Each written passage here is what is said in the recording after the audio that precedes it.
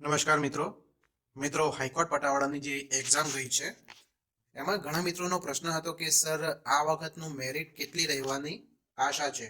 તો મિત્રો જે આગળના વર્ષોનો ડેટા એમાં કેટલા ફોર્મ ભરાયા હતા અને આ વર્ષોમાં કેટલા ફોર્મ ભરાયા છે એની જગ્યાઓ કેટલી છે આ બધા ડેટાને લઈને મેં એક અંદાજિત મેરિટ તૈયાર કર્યું છે. એટલે કે કદાચ આટલું રહી શકે મેરિટ.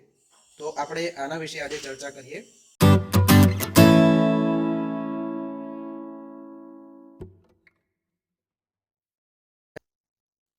મિત્રો સૌપ્રથમ તો વાત કરીએ 2013ની.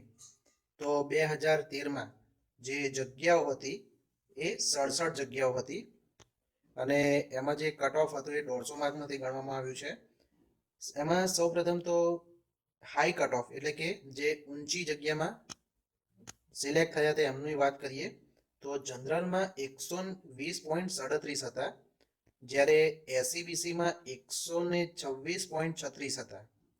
એસસી ની વાત કરીએ મિત્રો તો એમાં 123.39 હતા, જ્યારે એસટીમાં 111.08 હતા.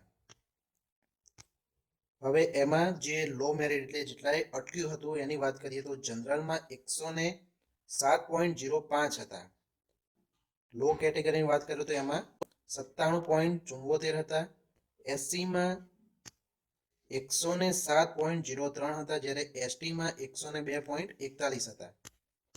2016ની વાત કરીએ તો આમાં જે જગ્યાઓ હતી 72 પોસ્ટ હતી અને જે કટ ઓફ 100 માર્ક્સમાંથી ગણવામાં આવ્યું હતું એમાં જે લો છે એટલે એમાં જે હાઈ માર્ક્સ છે એટલે કે જેના વધારે માર્ક્સ હતા એમાં જનરલમાં 96.34 હતા, એસસીબીસીમાં 97.37 હતા, 67 હતા.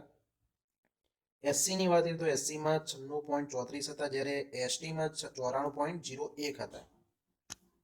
લો એટલે કે જે નીચે અટક્યું હતું એની વાત કરીએ તો જનરલમાં 92.35 હતા, એસસીબીસીમાં 92.35 હતા. એસસી ની વાત કરીએ તો એસસીમાં 93.01 હતા, જ્યારે એસટીમાં 84.37 હતા. હવે મિત્રો આ તો થઈ 2013 અને 2016ની વાત. હવે આપણે 2018-19માં જે ભરતી હતી એની વાત કરીએ તો મિત્રો 2018-19માં જે જગ્યાઓ છે 55 છે. કટ ઓફ મિત્રો આપણે 100 માર્ક્સમાંથી અહીંયા ગણેલું છે. તો મિત્રો આમાં જે હાઈ કટ ઓફ છે એની આપણે વાત કરીએ તો સૌ પ્રથમ જનરલમાં મિત્રો 94 થી 97 અટકવાની શક્યતા છે, જ્યારે એસસીબીસીમાં 94 થી 97 છે અટકવાની શક્યતા છે.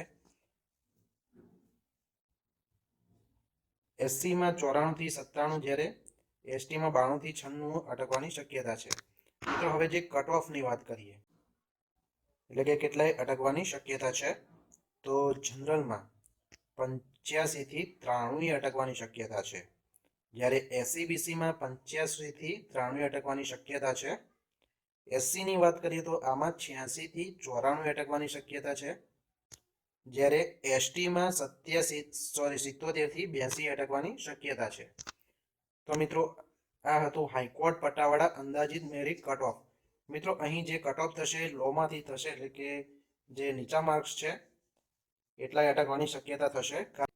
હાઈ એટલે જે સૌથી વધારે માર્ક્સ આવે છે હાઈમાં દર્શાવેલું છે અને લોમાં જે કટ ઓફ છે એ દર્શાવેલું છે. તો મિત્રો વિડીયો વધુમાં વધુ શેર કરો. તો ફરી મળીશું મિત્રો. Thank you.